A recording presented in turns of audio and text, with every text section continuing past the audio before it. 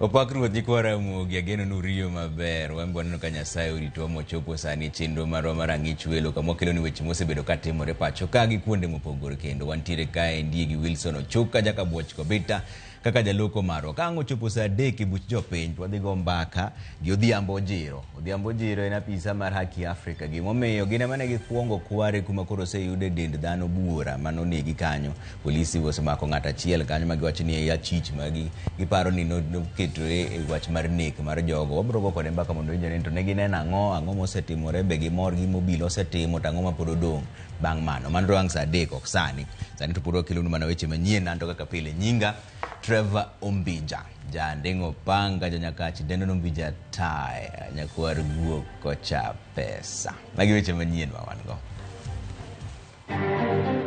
Analengwa akiwa katika kituo cha polisi ni jambo la kusikitisha sana. Let us expose what is going on.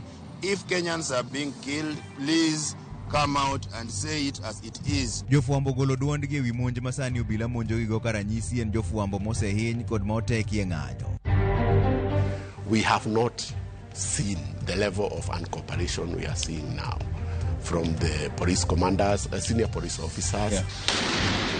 Duol manono timbe obila IPOA koro ywak ni obila otamore tiyo kodgi maber nono obila marocho ratich oganda e kinde ng'anyo.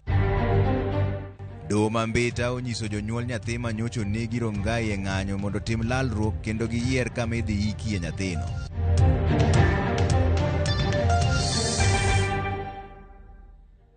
Ero kamano dwaer winjo pachi 2-3-6 wachaka ni weche manyien ni jofuambo mapacho kae ndio lando ni gibiro bago ng'anyo chieng' tich adek mabiro mar kwedo rakruok mobila osebedo ka rakore kodgi gi jofuambo mapacho kae ndie. Ma ndio wachi gi riwruok mar jofuambo men Kenya Union of Journalists kata KUJ bang' obila weyo thuolo jafuambo Macharia Gaidho magiyango ni meko mare ne oboth negi bana bang' gwenyo nyinge gi jago moro ma jakedne ratich oganda magisebedo ka gimanyo. Maendi biro bang' obila goyo kendo risasi jafuambo moro e kinde ng'anyo chieng' tich ariyo. Lydia Okeyo miyo ler mar wachni. En lendo ma ogol gi riwruok mar jofuambo ma pacho ka the Kenya Union of Journalists kaluwore gi rakruok ma obila kod bede sirikal osebedo karakorego gi jofuambo ma pacho ka anyete kinde ma gitimo tijgi. Riwruogno lando ni jofuambo e pacho ka mangima biro bago ng'anyo chieng' tich adek mabiro kaka yor kwedo timbe ma ok kare ma osebed ka itimo ne jofuambo. Ma biro bang' jafuambo Matene Macharia Gaidho ne owe thuolo bang' kanondhiye gi obila. Gaidho leno ni nyamburko moro ne luwo bang' nyamburko mare ka oya kar dak mare Makarin bang' chich gi nyamburko no noringo do jatend obila Makarin mar tony kata kamano jogo mane lawe no chuondhi e jatend obila Makarin ka obila ne rangaranga. I was blocked by a civilian car. As I was waiting for it to move out,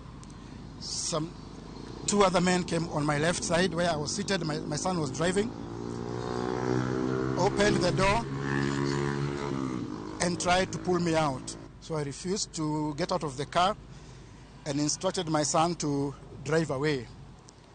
So we drove away. I think I was left with one handcuff on my wrist. We drove away. They followed us and we decided to come to Karen police station because we recognize that this is an abduction or a carjacking or some similar criminal activity.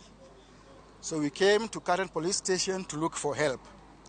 We drove right into the station, but those two cars followed us right inside and forced me into their car.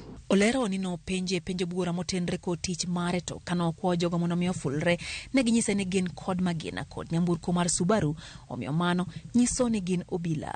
I was handcuffed and I was assaulted.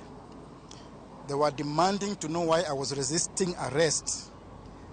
And I told them I was not resisting arrest, I was resisting criminals. Gaidho en jafuambo mandiko e oboke ka kinde mokalo nogolo andika moro machiwo ler e wi ng'anyo ma osebedo kadhi mbele pacho ka kaluwore gi meto mar osuru kod pek mar ngima. Bende nomenyo piny owacho kuom rem chopo singo manome jo bodaboda kod mamamboga ne sirikal ne biro bedo margi. Chich nitiere ni andika makamagi manyalo bedo ni nomiyo obila ondhiyo gaidho katendo obila ogolo ripot ne gin ok girakre gi jofwambo kendo nomak gaidho kuom hawi marach e kinde mane gimanyo jal moro mong'ere kaka James Gaidho ma en jakedo na ratiro mar oganda. Hata kama ni mistaken identity, Mash is not a criminal. Kwamba mnamshika na kumrusha kama gunia. Na tunakemea kabisa na poleni sana kwa familia.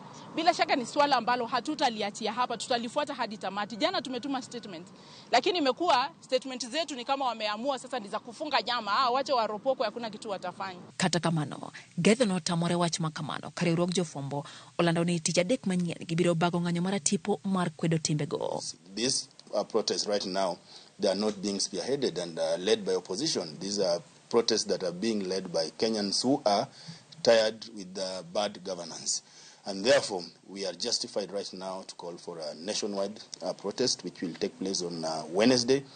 And we are calling on all journalists across the country that this is the time to defend media freedom. This is the time to defend our country. Meko makama biro mana seche machuok kende bango bila chodo gi magina jafwambo mar Media Max Catherine Kariuki e kinde manori ko menyo ng'anyo mano bagi county Manakuru. E kinde ng'anyo makamago jafwambo mar Citizen TV Emmanuel To bende no yudo hinyruok bango bila bae gi iro malungo wang. Matimore bang speaker mar od bura Moses Wetangula lando kinyi makawuono ne jofwambo ok biene gitiyo gi apisgi mantiere od bura kendo tero gi oko mar alwora no kowacho ni apis no koro ikano e mwandu moko bang' rawere monjo kendo ketho od bura kowacho ni ma biro timore mana kuom kinde manok gino mokwere gi jofwambo mag od bura. Jofwambo e county Manakuru no bago ng'anyo kase obila kuom chwado gi magena jafwambo Catherine Kariuki e kinde mano omenyo ng'anyo mane dhi mbele county Manakuru ka koro gidwaro mondo mikao okang' mar chik ne obila no. We are giving them by Monday. Kama hatakuwa tumejua nani alipiga risasi tutakuwa hapa. Tunamjua.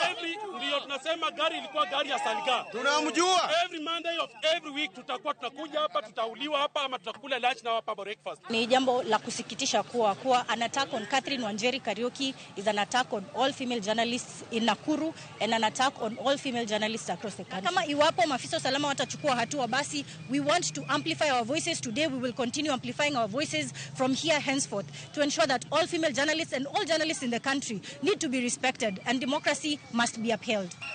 Lydia Okeyo, Ramogi TV. Ne obedo matek ne familia yudo ringre rawera ma jahigni 19 manyo go gi risasi monegi gi obila e ng'anyo mar Kitengela. Anyuola mar Charles Owino ywak ni ne owuonde koni kod kocha ewi kuma ringre wuoyino nitie kapok ne omigi thuolo mar nene kar kano ringre ma City Mortuary. Bende penjo mathoth wuok e wi gimomiyo ringre no ne orwaki e buk kaka mano mowuok Juja ma ok Kitengela. Judith Omondi leronwa wachni. En wuoth maka kod kacha ne anyuola mar rawera ma oseyang kaka Charles Owino, jahiga 19 manyo chiel kod magina e kinde ng'anyo ma Kitengela e kaunti ma Kajiado. En wendo Kitengela okia yo madhi kata ot, ok en yo ni kalu konta dhi ot. Bu ng'wech kowuok onwang'e obe opoko en dier ji. Koro dhano ringo. Kara polis ne nitie chien mane riembo ji. Koro dhano tienda mguni ponye. Koro wadwa bende obendo mako ng'wech. Kara police open fire chien to wadwa kia nika kuwinjo kabundo ng'wech no be ni lungri. Kechenye seche madhano ringo cha igimo be pachi wane mguni ponye. Kara police ema ogine ne obali sase. Oido wadwa. Sase no donjo gi tok wiye tok gi mbele. Botho kanyo. Chandruok mar yudo ringre Charles epe kaluore ni lipot mane ondike bugo bila bang' chalo ringre ni e kar kano ringre joma otho ma City Mortuary ne ok yang gima ne anyuola paro. Ripot e yango ni ringre ni ne okel kod obila kowuok Juja ok Kitengela ka bende ni ne owito ngimane kaluore gi masira moko ma ok otenore kod ng'anyo. Kwa mondo kwa chopo ka kwa penjo iwacho no wadwa onge ng'ato kabela nok gineno gigolo no body moro no gigon onge kanyo. Koro itero mana kama. Mara koni. Okawa wok. Ochuno ni wachung kanyo mondo jogo ran kaka gine mondo ara giyie wadonj waranga nongo. Kore mabang'e achiel kuom godhi to ka duogo gu picha mar nyathi. Koro ema wang'ego kara en iye kae. Waseyudo kaka ne gine odonjo e wiye bullet. Waneno bullet kodonjo, lakini records to wacho kimopogore. Records wacho ni no yudo accident. But it's a bullet ma kata nyathi matin koneno to ng'e an mato bullet. Anyuola ni odong' kod ting' mar timo andika mondo mi ringre wuodgi timne bero mabiro yango gima dine kel thone. Koro sani girido ni waog wadhi Juja, wadwa kia wandik statement kuro. To nyathi to nyotho Kitengela makata to ma nyathino nyen kamera mora nyen na kijana chien no kende manyo shoot Kitengela. Koro gimomiyo gioro wa Juja okang'eyo. Kata bed ni yangore ni ringre moko ne ochiel kod magina, ripod obila yango ni achiel ne oyudo masira mar apaya Juja, kama chielo to jopiny ne onego. Judith Omondi, Ramogi TV. Chenro mariko Kennedy Onyango, nyathi mane onegi gi risasi Rongai e kinde ng'anyo mar kwedo paro mar chik mar omenda, pod biro yware bang' doho Mambita golo chik ne jonyuolgi mondo dhi otim winjruok kendo kindgi e oko mar doho e wi kaka giwinjore oike. Doho Mambita ne ogolo chik ma kamano e kinde mane ichako winj bura mane omaki gi wuon nyathino ka odwaro ni miye ringre nyathino mondo oiki e dalane nikech ne gisewere gi min ode masani koro tedo kamachielo. Jafombo marwa Alia Beach miyo ler mar wachni. Okinyi ma kawuono jonyuol mag Kennedy Onyango kamoting'o wuon mare Denis Okinyi gi min mare Jacinta Onyango ne omol e doho Mambita mar chako winjo bura mane omaki kod wuon nyathino ka odwa ni mondo miye ringre wuode no odhi oiki e dalane manitie Kisakwe kachud bura ma Suba South. Ma en bang' ka doho Mambita ne ochungo chenro mar iko Kennedy tarik 5 dwe ni e kinde mana min mare Jacinta Onyango dhi gi ringre no endo mondo odhi oiki kama Sengre Chularo Singa kama ne okawe bang' were kod wuon nyathino. Jang'ad buche doho Mambita Nicodemus Moseti ne okone jonyuol ma Kennedy mondo dhi otim winjruok oko mar doho e wi ng'ano madhi ike ma kamano tamore to doho biro golo ng'eto mare. I am aware that this is a family matter. So I'd want parties to explore mediation because even as you persuaded the court to proceed to hear this matter, that is to hear the main suit, I know that it may take some time. I'd want to have this file taken to Homa Bay. If mediation fails, then you shall come back to court. Jang'ad buche no bende ne ogolo chik mondo mi ringre Kennedy ogol e kar kano ringre jomotho ma Suba e Sindo kama entie gi sani ka itere Rosewood Rongo e kinde ma bura no pod dhi nyime. The body of the deceased currently lying at Suba Sub-County Morgue be transferred to Rosewood Funeral Home at Rongo pending determination of this matter. The costs of preservation at Suba Sub-County Hospital be met by the applicant. Both the applicant and the respondent be and are hereby given access rights to the body at the morgue. Ma en bang' ka okil mar Jacinta Humphrey Obach nyiso doho ni kama sani koro ringre no nitie min gi ok nyal dhi nene yo mayot nikech ochiegni kod dala wuongi kane odwa ni mondo ringre no oter mane kar kano ringre jomotho mar ji giwegi. I want my colleague to look at the situation where my client goes to see the body of her son. Will she come back as a body or she come back alive? Within this court, my client, there are 6 people. The other persons that have come are for the plaintiff. They all come from the same area. And you want to subject my client to go to Sindo to see the body of her son. And we can't have an agreement. We go to mediation. Over what? And the court that gave out that order is this court. Do the mediator have the mandate or the jurisdiction to revise the orders given by this court?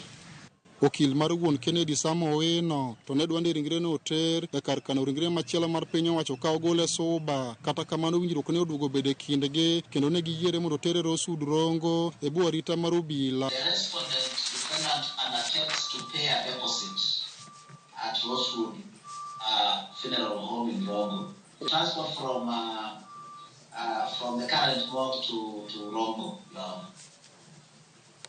The matter be and is hereby referred for mediation. Yes. At Homa Bay, Your Honor, you are the one who is specifying the specific court. Yes. At Homa Bay, yes. court-annexed mediation, and that the parties avail themselves before that, before the mediation registrar tomorrow on Thursday, 18th of July 2024. Alia Beach, Ramogi TV, Homa Bay. Duol manono timbe obila IPOA wacho ni gisechiwo ne okwach kich nyinge 4 mag obila ma itudo gi nek mar jong'anyo. Commissioner mar IPOA John Waiganjo to wacho ni nitiere buche moko mamako obila 18 kamoting'o buche obila manonego Rex Masai magedhe godo nyime. To Waiganjo kata kamano wacho ni tend obila otamore siro gi lwedo e lwenj tieko timbe mag obila rocho ratiro mag oganda. We have not seen the level of uncooperation we are seeing now from the police commanders, senior police officers, because we have sometimes to go back to them, for instance, to get certain documentations that we cannot move without. But we have since found a very hostile environment where our officers, when they go out, they are not getting any information.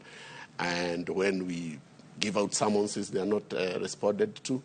And we are going out of our way now to push the matter now to the judiciary to issue even warrants of arrest against the senior commanders so that they can come. As the next recourse now. Yes, and give us information because the public is demanding that we do certain things within our mandate. The law allows us now to escalate the matter to courts for warrants of arrest.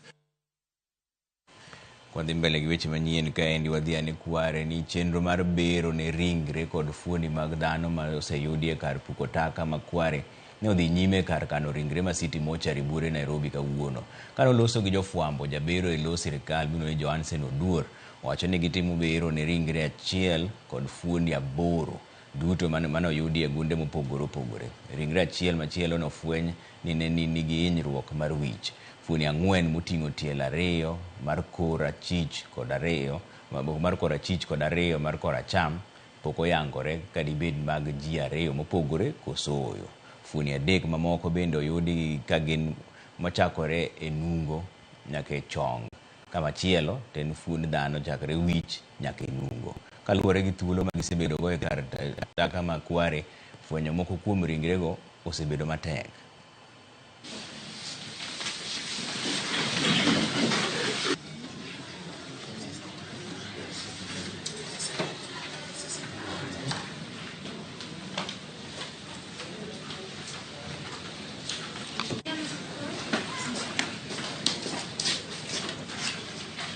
Amount of the money from the account given by her ended at 005569.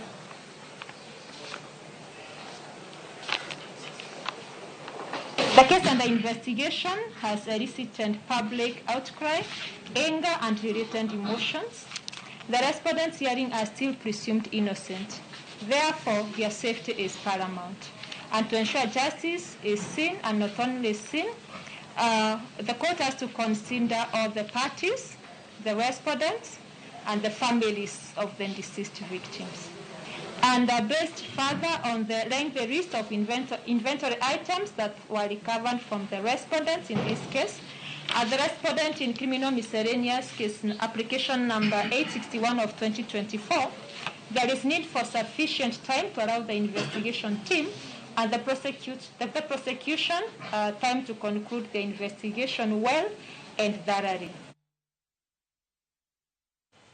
Wabro kelo no report na yo makare bang daka moko matin, lakini sani twadhiane kama opogore ni pogruok e paro oyangore kindi jotelo makelo kanyakla riwruok mar Azimio ka moko kuomgi siro twak manyalo nyuolo pogo mar lemo e sirikal to moko bende odagi wachno. Tulo ne wuok toko gai mar ODM Raila Odinga wuok kendo weyo ka jatend Wiper Party Kalonzo Musyoka golo twak mar winjruok mar Azimio. To kata kamano rowere mano oseyudo muya ni Kalonzo e kind jotelo mamoko obalo kod kaka gai mar Azimio Raila Odinga dwaro ne ochuno mondo ng'ato ka ng'ato koro ne otony kod ngimane. Motelo ne mano duond bura mar DAPK ma otelne gi Eugene Wamalwa ne ogolo twak margi ma wacho ni ok gisir wach mar Azimio donjo e sirikal mar Kenya Kwanza.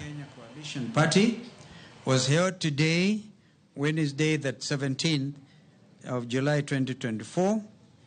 The coalition expresses its sympathy and condolences to those who lost their loved ones and the hundreds who were maimed, injured, and who had their properties destroyed during the demonstrations.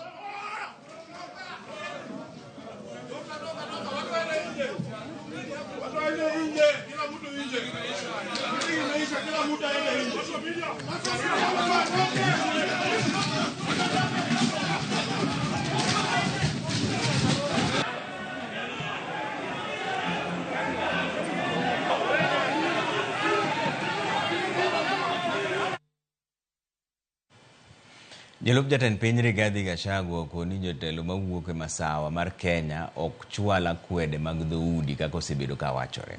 Gachagua wacho ni en ojiwo jatend piny William Ruto mondo yier jotend migepe manigi lony maonge achaya kod chilo moramora mag mibadhi. Ne olose kinde ik mar jadolo Alan Kiuna mar kanisa mar JCC. Jafwambo marwa Chris Owino nigi ler mar wachni. Price.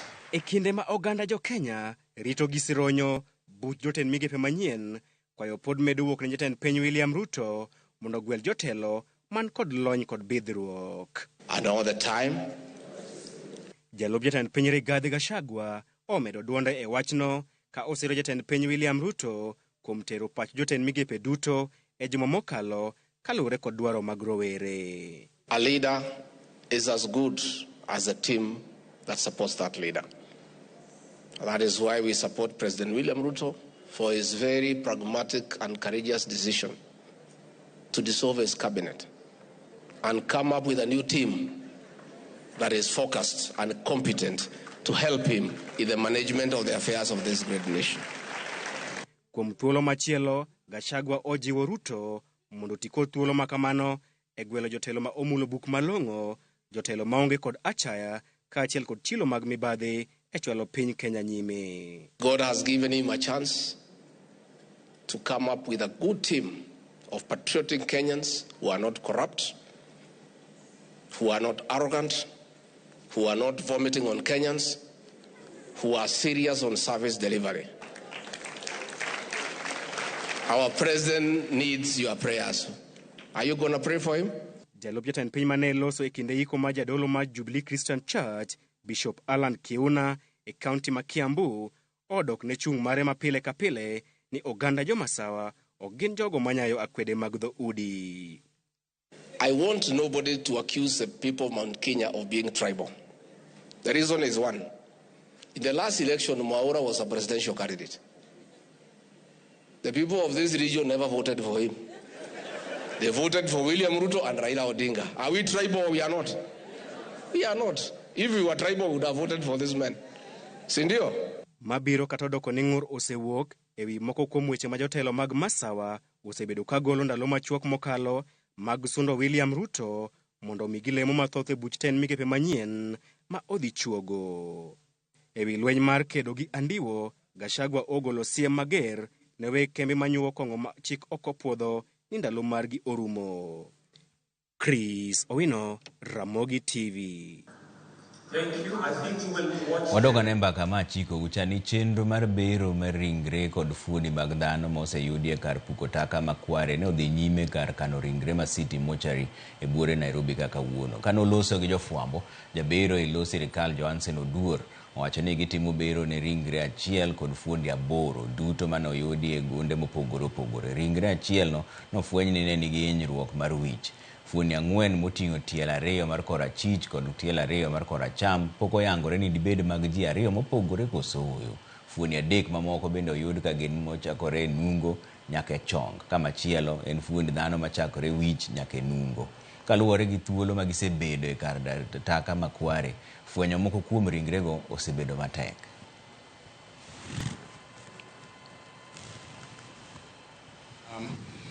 The contents of 4 of them were limbs, lower limbs, which were amputated from the knees downwards. And there were 2 right legs and 2 left legs. There was also a whole body of a female who we examined, and we found that she had head injury. There was another 3 bodies which were also parts of human bodies, female, which were from the waist to the knee. There were 3 of them. And then there was an upper trunk from the waist upward, which we assigned cause of death as strangulation. Most of these bodies have levels of decomposition from mild to severe. So bodies which are severely decomposed, it becomes very, very difficult to assign a cause of death. Bas wadhi yuyo moro machuok podugo to podwan geche manyien mabro kelo iri kata 2:06 aneno kuseoro ote uka ni Ramogi TV oimore Trevor obila manego jopiny mang'anye yo mamuol dako sekaw negi okang' mora mora mondo obed ranyisi ni obila matiyo tok chik ma Fred Osuru do mae gima ne jo IPOA wacho kawuono ni IPOA en duol mochung' ne rango polise ma tiyo ataro mar chik ka giwacho ni komanda mag polise ok migi thuolo no mama chal ga gima gimbe koro lwetgi omoko e kang'egi kech koro kaka gitim dang be ni onge tena diere ni ng'eny gi to poko kaw negi okang' mak mana kaka nwalando chan ne gwacho ni nitiere kes moko 3-4 magisetero kanyo to pod kaw saa kapok owinj negi wachne. Piny Kenya dwaro lamo jodolo wetena doguru e chongu piny okethre ma Pastor Omondi Otiche mar gemo onyenyore pastero kamana ahinya. Elvis Odhiambo obila ka wuok Garissa wacho ni wan kod Thomas Obuya wuod Oriero Nyaguok jaode Dorcas kod Festo wacho ni newsletter kamana ahinya Elvis Odhiambo obila mane Garissa anene kaunti machielo ka endi bende ni Ramogi mae Barack Ochieng ma Kabolo aneno maler mos na mama wa Emily kod baba wa Moses kamana gino ni giyudo mos aneni maler Trevor Kenya dwaro lamo matek kabisa ma Junior Mike kawuok Waswa kamana ahinya midru manoro ote 2:06 akabro somo moko bang' dakika matin kidhi mabor ahinya.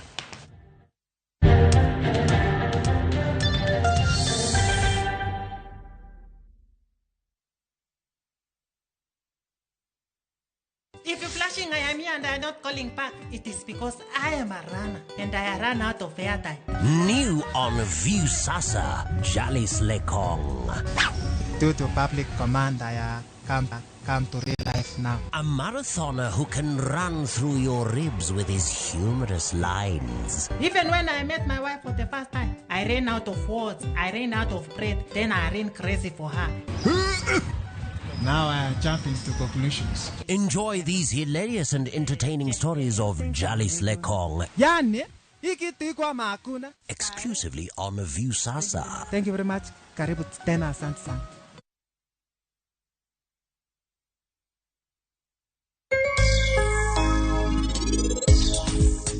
Koro ma itedongo ni ok en saka maber en ok oningore ipidhe mae monego dwarre wakaw en wagole. E validation nitie minyalo tim kod rabolo ma okuongo mwayudo en itene it rabolo motuo ka ing'ado otiyo kaka mulch kata gima itiyogo mondo mi wageng' wakan pi. Ka wasekawo kodhi ni wadhi pidho wachwako pi maliet to wanyume tie rabolo mwadwa pidho cha kuom second 15 kata nyiriri 15 to dhi nego tuoche moko mane kodhi cha nyalo donjo ni godo e puodho.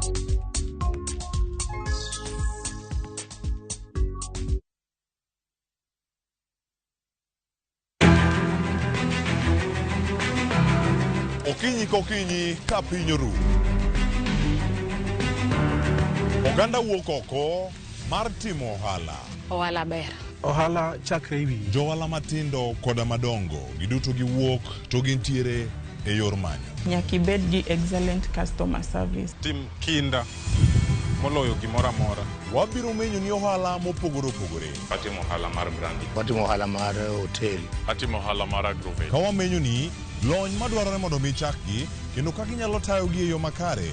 Technology present very good opportunities. Bende wabiro loso e wi keto mwandu. Ng'ama timo ohala to onge mwandu to mano ng'ama ok jo ohala.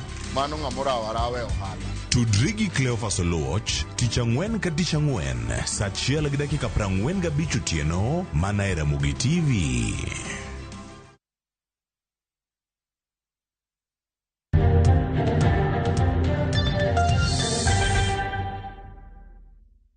Moroko kene chenro mar ang'ich welo ni jang'ad bura e doho ma Siaya Daniel Ogola Ogembo noyud ka otho e ode dalane mantiere boma ma Siaya. Ringre Daniel Ogembo noyudi kod jariembo mare manodhi kawe mondo mi otere tich okinyi ma kawuono. Ripot yango ni Ogembo notiyo nyaka molewo, kama bang'e notere pacho kod dereba mare. Dereba neno emane odoko ome okinyi to yudo ka chunye ochot. Komanda mar obila e kaunti ma Siaya Cleti Kimayo oyango tho mar jang'ad burano ka owacho ni ringre ne osetere kar kano ringre ma Kisumo.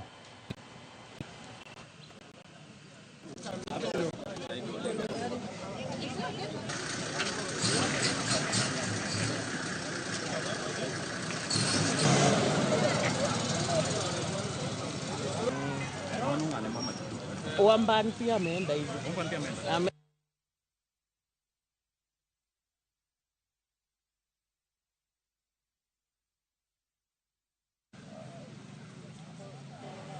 Watimo mos ne familia mar jang'ad bura ma chunye no chot kawuono.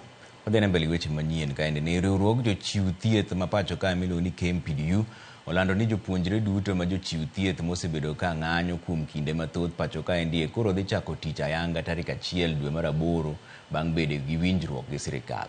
Kano lose e pisgi e boma ma Nairobi ka jagoro maduong' mar riwruogno Dr. Davji Atela olero ni jopuonjre go osechako kawo barupegi mag tich ka gichudo margi bende olero ni dhi bedo e winjruok mar ogirimiti margi ma higa mar 2017. Davji bende omedo ni riwruog jochiw thieth mor ahinya gi okang' mar jatend piny gole apisi mane en jatend migawo mar thieth machon Susan Nakumicha ma gitudo gi timbe mag thiro dongruok mar sekta mar thieth. It's a court document or 2 more months for them to be posted. It's now the prerogative of the ministry that the interns proceed. Ndalangwen mokadho no bedo piny gi sirikal mong'iyo ni wach mar collective bargaining agreement mar dakteche ni en wach mane dakteche winjore gi sirikal modhi e ot mar doho ma doho no deposit. Kono winjore ni dakteche ma interns ok nyal rito kendo dweche 2 mondo odhi e tich. Nonyene gidhi e tich tarik 1 dwe mar 8 gichako barupe kawuono. Koro gima timore nikech CBN en court document, court koro dhi miwa duoko margi tarik 26 dwe mar 9 higa mar 2024 ni. Koro mano en winjruok mane wasebedo kwa nyisogi mondo gikaw achondo ne gidagi ni mar ne nitie matok teko e ministry kare kuom ndalo mosekadho gi. Jatend migawo mar ministry mar thieth manje ntiere ema nondiko abaja ne SRC gi mar fitina ma okelo shida mang'eny gi. Koro kaka no wuok kaka no thiche oko eno koro weche koro ber nikech PS bali ka eno osebedo ka wuoyo gi chuny moyawore mar resolve problems ni. Riwruok mar Comid Kenya ka otenore kod migawo mar somo tiyo kod piem mar wacho kod ndiko kisungu e kind jopuonjre kaka yo mar jiwo jopuonjre bede sikunde kendo duoko piny kwan mar jopuonjre ma weyo somo e kore. Jafwambo marwa George Juma miyowa ler mar wachni. Kwan jopuonjre ma weyo sikul kapok otieko somo e skunde mag primary kaachiel kod sekondar osebedo ka medore e pacho kae. Lipot manogol riwruogno ma ong'ere kaka The Foundation Literacy and Numeracy Assessment kata FLANA higani yango ni kwan jopuonjre ma noweyo sikul mantie kind higni 6 kod 15 osemedore ka wuok atamalo 7.5 e higa mar 2021 nyaka atamalo 8.5 e higa mar 2023. Kwan mamalo mag jopuonjre ma weyo sikul e kore bedo sinenore e kaunti ma Migori ka lipot mowuok kuom migawo mar somo wacho ni jopuonjre mantie kind atamalo 10 nyaka 15 pod weyo sikul e kore e kaunti ni. Awende na achiel kuom sub-counties ma kwan jopuonjre mathoth pod weyo sikul e kaunti ma Migori. Awendo asa sub-county wanyalo wacho ni nyocha wan gi midhiero maduong' e wach mar nyithindo ma weyo skul mohiu nikech kit tich matimore Awendo. Kang' ma giweyo skul ni e kind 10 to gi 15%. Kwan maduong' mag jopuonjre weyo sikul osetudi kod ageta mathoth ma jopuonjre koro kale ma oting'o chan jopuonjre ma ok tim maber e klas kaachiel kod mamoko. Ei Kuria nyithindo mitero nyangu bang' nyangu nyathi bedo kong'eyo ni en ng'ama duong' kendo oseromo inyalo kende. Koro mano miyo nyithindo we dhi skul. Mar ariyo, nitie nyithindo madhi e tich kapod gitindo. Kuonde mamoko iyudo ka nyithindo dwaro dhi mag doniang. Kaka yo mar duoko piny kwan mag jopuonjre ma weyo sikul e kore, riwruogno mar Comid Kenya ka otende kod migawo mar somo ochako tiyo kod piem mar somo kaachiel kod ndiko kisungu e kind jopuonjre kaka yo mar duoko piny kwan jopuonjre mawe sikul e kore. Omiyo wayiero grama kata kisungu nikech mae gima kuonde duto nyathi timo penj gi grama kisungu, nyathi wuoyo e skul gi kisungu. Kidhi e areas mamoko kisungu ni emiyo ka pek bede ka gisomo e skul ma ochuno kata ni nitie odiochienge mirido mondo giti gang'o gi kisungu. It assisted us so much, one in sustaining the students in school, retaining them, and also bringing them back to school for the dropouts. E bwo chendoni, jopuonjre mawuok e skunde 40 mayudore e kaunti ma Migori ne obedo kod piem mar wacho kaachiel kod ndiko kisungu e gweng' mag Mabera e kaunti ma Migori. Self-esteem. Sub-counties are adek, ma en Awendo sub-county, Kuria East sub-county kod Ntimaru sub-county. Kenya osekonyo duoko chien bende wach mar learner dropout. Tobias wuon wuok e riwruogni mar Comedy Kenya wacho ni nyithindo manyalo wacho kisungu kaachiel kod ndiko bedo kod chia mar somo ka ipimo kod mago eko mayudo pek e wacho kaachiel kod ndiko kisungu. Nyathi ni e klas ma nyathi nyalo wuoyo dho ngere gijiwore kendo bedo gi chir mar bedo somo. Ni romo machal koda ma bende koro kelo gante migepe mopogore opogore mar twak e yore matika getani koro dhi konyo kaunti ma Migori e duoko piny kwan jopuonjre ma koro weyo sikul. George Juma, Ramogi TV, Migori. Jang'ad bura mosenindo David Majanja ne otimne kopo mogik kawuono bang' lamo ne kanisa mar Friends manie boma wa Nairobi kae. Ndio nyasi no ne oyuore kod jang'ad buche wetene mane ni kod lit kod kuyo. Kotelnegi kod ogai mar doho Martha Koome. Jang'ad bura no opar kaka jakeny ne ratich oganda kendo jal mane ochung' ne rito katiba motegno. Jotelo mamoko kaka moting'o spika mar od bura ma pacho ka men Moses Wetangula bende ne oyuore nyasi mar kowo Majanja.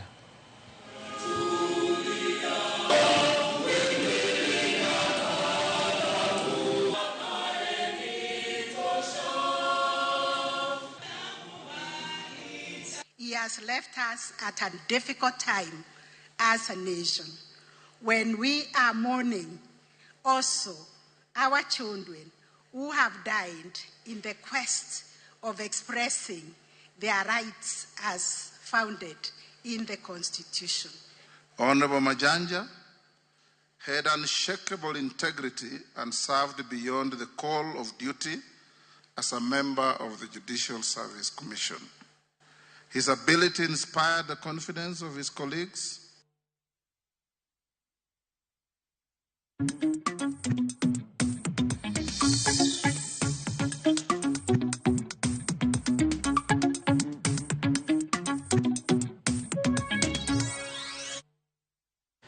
Jodak mage Muriri e kaunti ma Siaya ne obago ng'anyo mamuol mar kambi mar stima mar Kenya Power e wi lal makinde ka kinde mar stima e gweng'no. Giywak ni gisebedo mudho maonge sitima kuom dweche 3 bang' apise mag kambino kawo kendo dhi kod transformer achiel mane keyo sitima e gweng'no. Jodak gonde oyango ni giseyudo lal korka ohala kendo arita bende oserochore nikech onge mar sitima e gweng'no.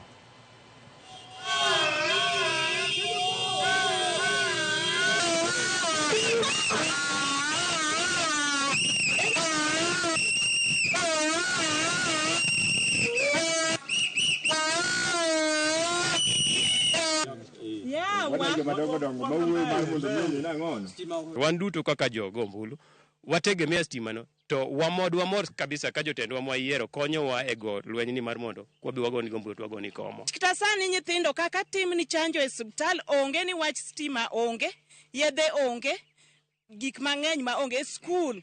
Wakoso kitana kaki print ni nyithindo papers mag timo penj ni wach stima. Wan kod street lights manjo ketnwa yo ka. Street lights konyowa nikech yudo ka weche mag gotieno artista ka liel security ntie onge ng'ama nya wuotho taya gotieno. But kotho kaka koro thoni iyudo ka jokuoge mag dhok mag kata mag gwen e gweng' kuondegi wuotho e kor gweng' kwalo gik ji gotieno. To another one thing, gini no kele to gini wachule to mwachule ni nchwase ka chule token ye token stima pino ngado okaunwa we are struggling. Bas, koro wang'ene nowacho nang'o ka endi mbui wa mar Twitter kata X. Arena nyakwaro ketho wacho ni Imore Trevor neno Ramogi TV e yo makare kan dala mar Game Asumbi. An Arena okelo nyakwaro ketho Game Asumbi. Erokamano ahinya. Mano en Arena nyakwaro ketho. Tire machielo ka mawang'iye ni ka ntiere kaka wacho ka Odhiambo janamba kapiyo jaseme wacho nang'o Odhiambo. Odhiambo piyo mbija ini ema koro waneni e yo makare e yo manimba kaka kelono weche matuche. Erokamano ahinya Odhiambo. Lawi wuod Adori wacho ni an Renya aneno Ramogi TV e yo makare to sirikal duto onego gwe tao nikech waneno madongo piny ka. Basa pani Ramogi TV maendi wacho ni Jakatolo wacho na mor gi Ramogi. Anda wuoro to mar dhano ma to sani. Okay, erokamano ahinya Odhiambo. Koro apani wadhi yuo moro machuok koduogo to pod weche manyien mobro kelo wiru ka nyaka weche mag tuke. Okamano.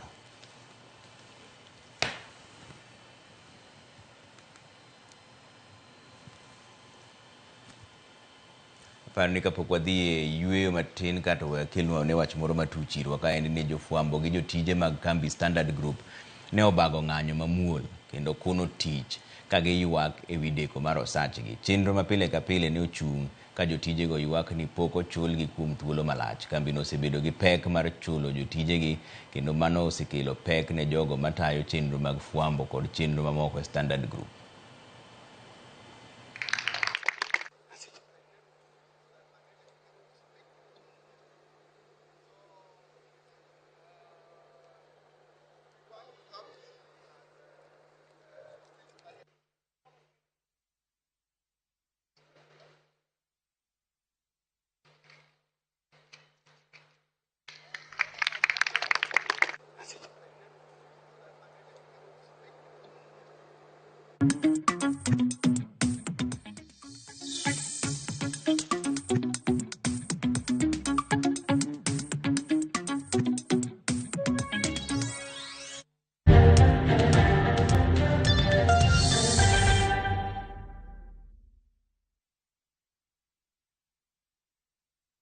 Kati ya watakaofutwa machozi na mimi nimechaguliwa. Kilio changu cha muda mrefu amekisikia. Hakuna tena cha mikosi ni kufanikiwa. Bwana Yesu asifiwe. Naitwa Komando wa Yesu, mwimbaji wa nyimbo za Injili. Kupata wimbo huu kama sikiza tune yako, bonyeza *811 *381 #. Sikiza na Citizen ni nyumbani kwa wasanii wote. Asante sana. Nimechaguliwa. Kilio changu cha muda mrefu.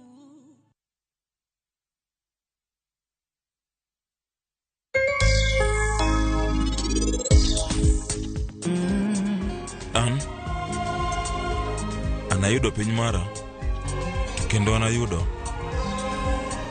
ngimana maber kaka anadwaro.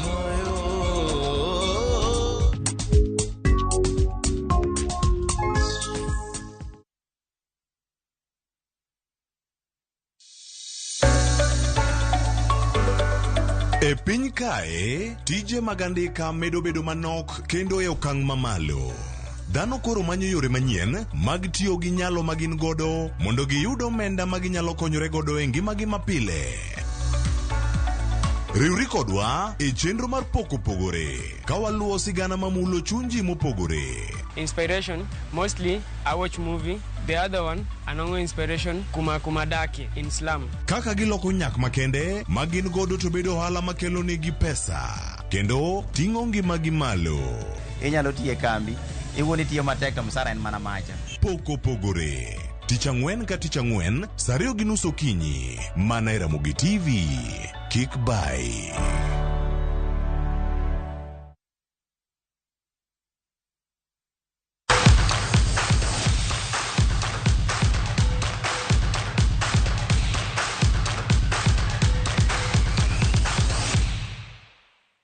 Bas wadonja ni weche mag tuke ni Gor Mahia ogole tuke mag laro kombe mar Sekafa Kagame ka gidhi nyime e piny mar Tanzania. Kuom tuke adek mane gigoyo nologi tuke 2 kasto gidhi amodhi tugo 1. E tugo mokwongo nologi gol 1-0 gi Red Arrows ma Zambia. kaeto gidhi amodhi 1-1 gi Telkom ma Djibouti. Odhiambo manyoro Al Hilal ma Sudan nyologi gonde 2-0. Koro gikore mar dhi Nigeria e tuke mag Enugu tournament machakore tarik 1 dwe manyien, tuke mosir gi telo mar Enugu State mani Nigeria.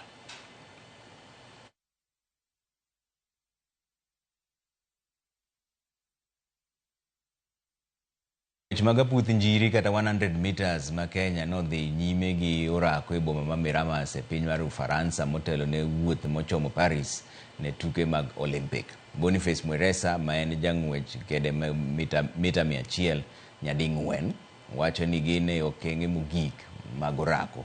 Jo Kenya go osebedo e boma ma Miramas kuom jumbe 2 kapok Olympic ochakore tarik 26 dweni.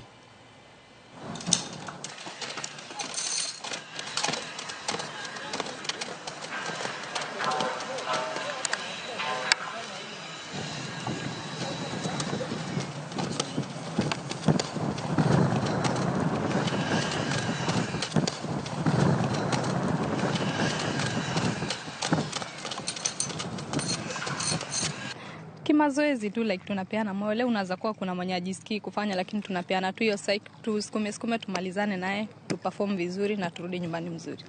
Yeah. Our weakness now is the handling, like acceleration towards the takeovers. Receiving the baton we are okay, but now the acceleration part. So that's where those guys get that chance to open a gap. So we are really trying to work on it. At least when we get the baton, we can push, like, let's say the first 20 or 50 meters, so that those guys cannot leave us to chase them. We want also them to chase us. Jatugo mar tennis miluongo ni Rafa Nadal oyudo loch e tugo mar ATP Tour bang' loyo jatugo Leo Borg set 2-0. Nadal noloyo set 2 mag 6-3 kod 6-4. Tugo gonyo en mar round mokwongo mar ATP kendo